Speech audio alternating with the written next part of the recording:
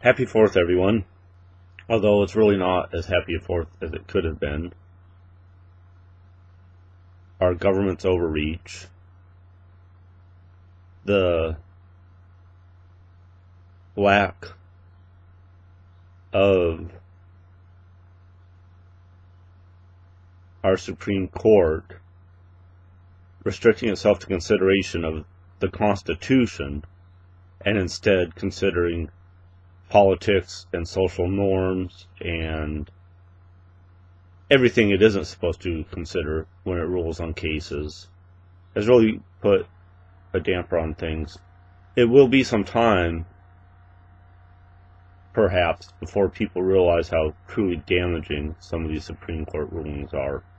Not a good thing to happen just before the 4th of July, but hopefully it will wake people up as to the dangers we are facing from the left.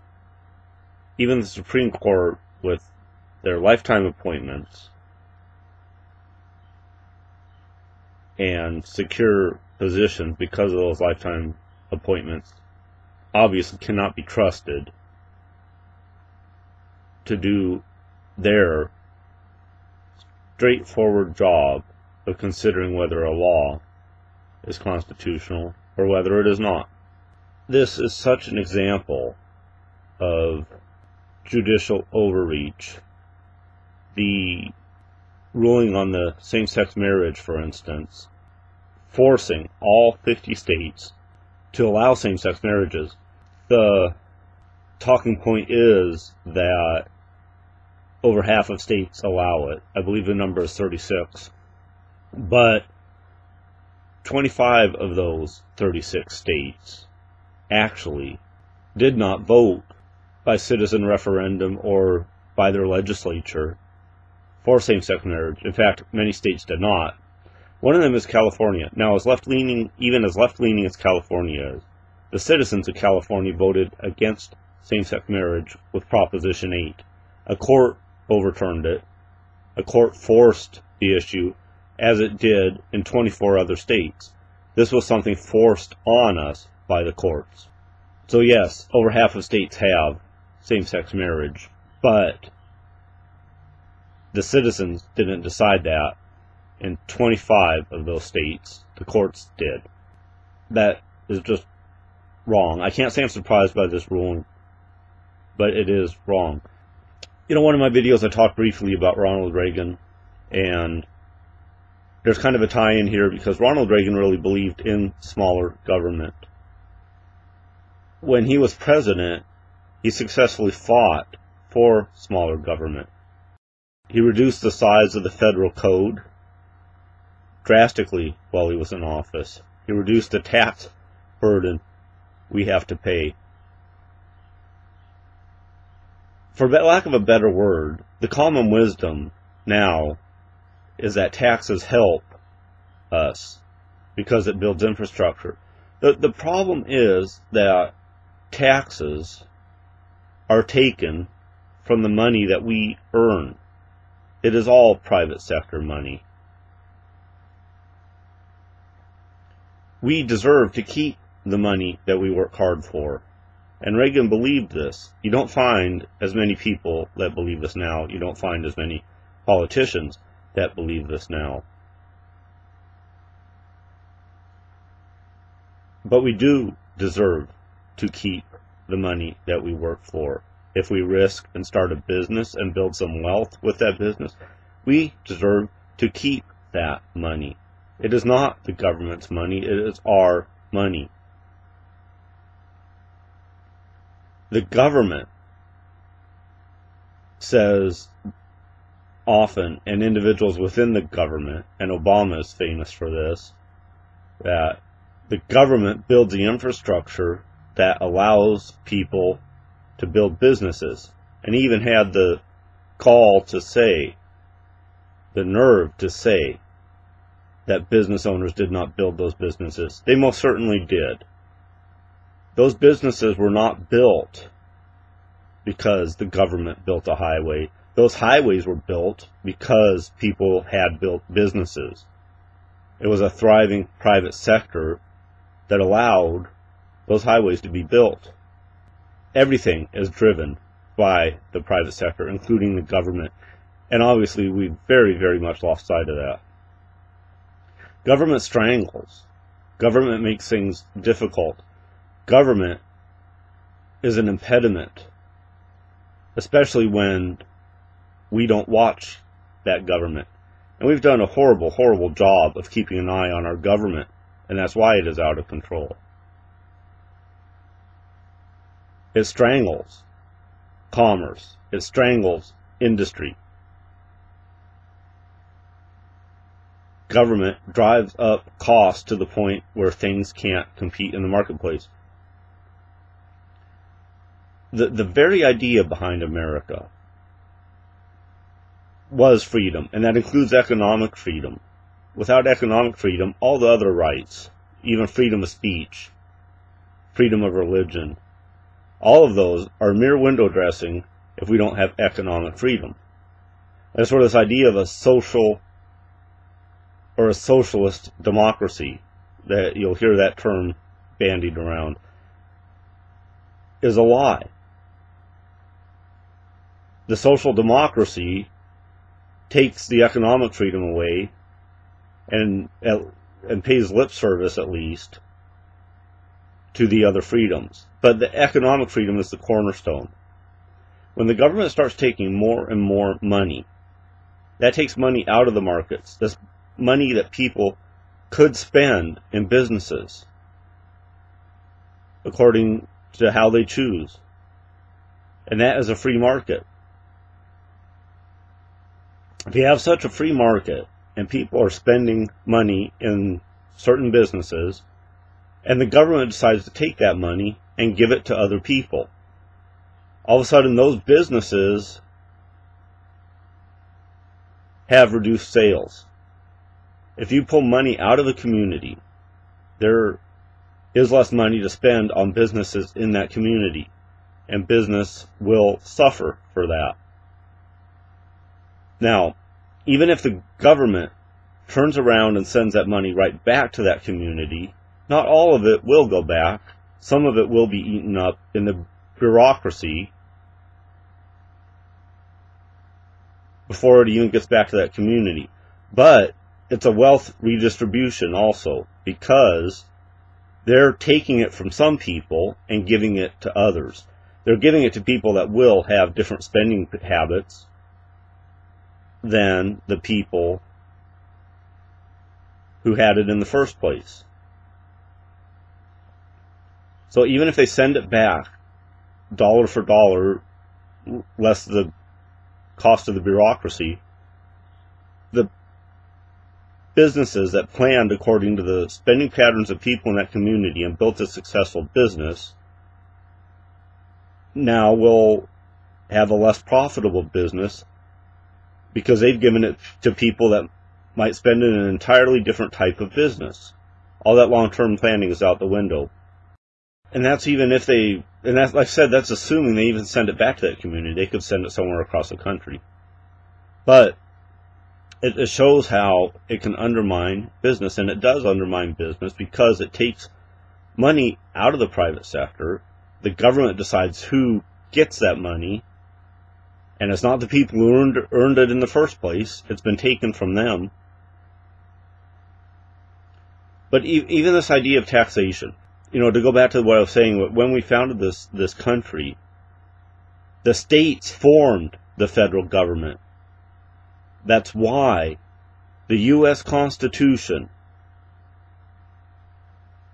only gives the government, the federal government, certain powers. If that Constitution does not expressly say that the federal government can do something, that federal government is not supposed to do that. The people on the Supreme Court have totally lost sight of this taxation problem, in part as a result of that. The federal government is not allowed to do something. That power is for the states and the people respectively. It says that in the 10th Amendment, where the power is supposed to lie. The federal government really is not supposed to be doing that much outside of maintaining a stable currency and defense. Those are the two big things that the federal government is supposed to do. all this other stuff that the federal government is involved in, they really are not supposed to be. The states are supposed to take care of most of that. But when the federal government gains power and they tax more and more and more, the states no longer are deciding anything because the federal government is taking most of the taxable income. When the federal government taxes so much, there's not much left for the states to tax. So the states don't directly budget much money that is state tax money. They have to get money from the federal government, and the federal government, when it controls the purse strings like that, can dictate to the states. There's very little the states can really decide anymore, and that is not the way things were meant to be here. Taxation is power. And if you look at your federal tax return, assuming you're one of the people that actually pays any income taxes, but if you look at your federal and state income tax returns, the vast majority of it is federal tax. There's not much left for the state to tax by the time the federal government gets done. And they use this exactly to blackmail the states by sending the states money, and they dictate how that money can be spent. If a state wants to build a highway, or if a state wants to build a dam, or if a state wants to do any type of that type of stuff, they need to tax in that state, and then they can control how that money's spent based on who the voters send to the state government as representatives. The federal government needs to get out of most of this. It's how we've lost. It's a big part of how we've lost control in this nation. The federal government is just way too big. Ronald Reagan made a big dent in that while he was in office. But I mean, it's just grown out of all control again since he's left.